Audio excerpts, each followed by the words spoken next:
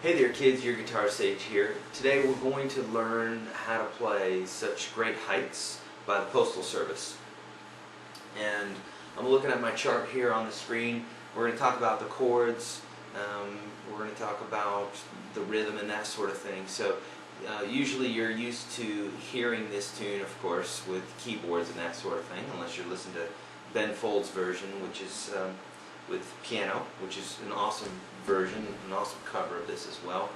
And so anyhow, we're going to talk about this today. Any of the techniques that I'm talking about here, if you don't understand them, check out YourGuitarSage.com, and also you can find out how to get a chart to this tune.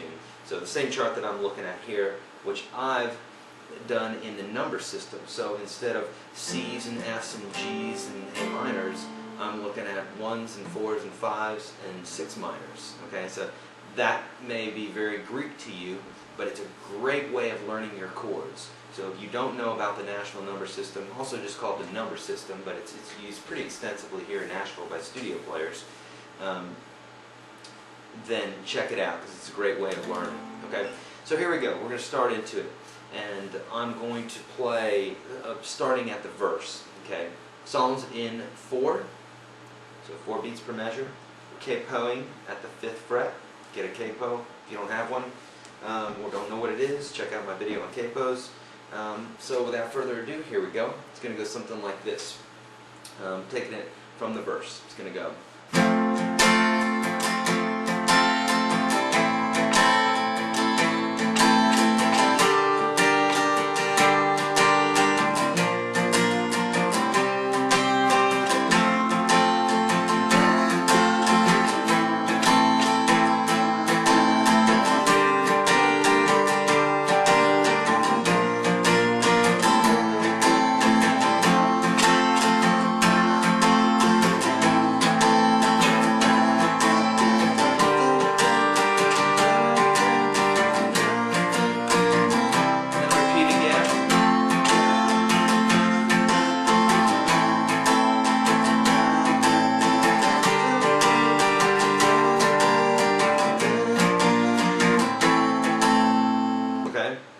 That's the verse. So I played that verse twice. We'll talk about the chords and we'll talk about the strumming rhythm and all that stuff in a second.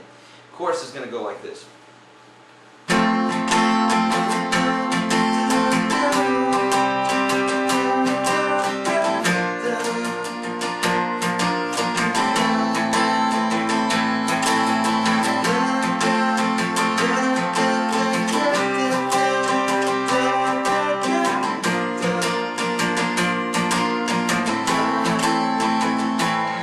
So, since this song is basically broken up into verse and chorus, there is one little section which is the bridge, which is the breakdown, if you will, the or something like that. I know there's some little keyboard part there, but the bridge, I'll talk about that. That's in the middle of the song. It's played 4 times, and then there's a fade out of it. But it's basically going to go like this. It's going to go. It's going to go like this.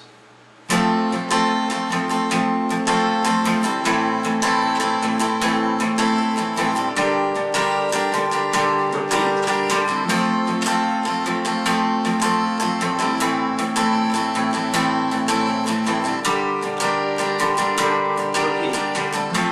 Okay, so basically it just repeats that part over, which basically we're looking at the beginning of the verse.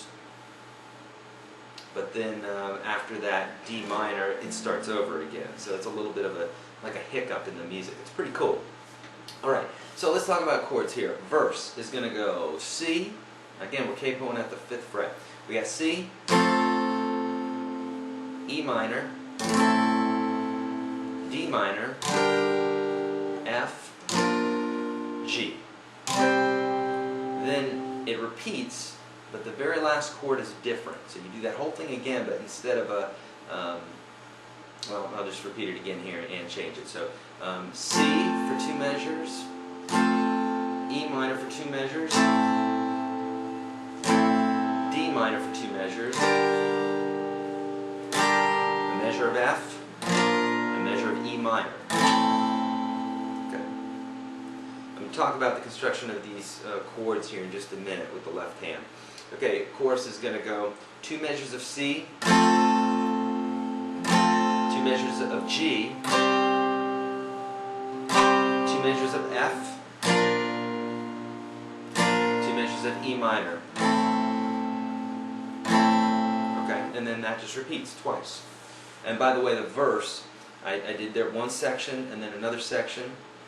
That whole enchilada there goes twice for at least the first verse. The second verse, it only goes through it one time. Okay, by the way, if this is making sense, you know how the song goes, so just listen to it and with the chords and what have you, assemble them. If you want a chart to this, check out YourGuitarSage.com and you can get a hold of this chart. Okay, let's talk about the strumming method for this. I'm trying to think of this. Oh, let's talk about the chords here first. Okay, so C, you know your basic C. Hang your thumb over onto this 6th string so that when you're strumming, when you're doing that nice happy little strum there, this guy's muted instead of letting it sing out. You know, that's not what we want for this, right? And then when I go to my E minor, that's fine, just straight up E minor. D minor, I'm bringing my thumb around here again, muting that note. And I play an F like this. You can play it like this. That's fine. I like the sound of this one better. And then G. I play my G like this. Some people play it like this. Some people play it like this. There's about 32 other ways to play it. But for the most part, that's what you want right there. I like that one. I like the sound of it. And then back to the E minor. Okay, so that takes care of all the chords and the progression. Let's talk about rhythm here for a second. You've heard in a lot of my videos, I'm checking on my time here, you've heard in a lot of my videos me do this strum. The strum is 1, 2, and 4 and 1, 2, and 4 and. Okay, so to slow this down, we're going 1, 2, and 4 and 1, 2, and 4 and 1, 2, and 4 and 4. Okay, if that strum doesn't come really natural for you, look at my hand and watch what I'm doing. It's really important that you're not playing it like this. 1, 2, and 4 and 1, 2, and 4 and. Okay.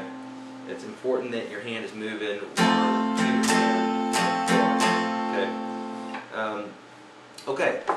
That is really about it on this tune, other than the construction which we've talked about.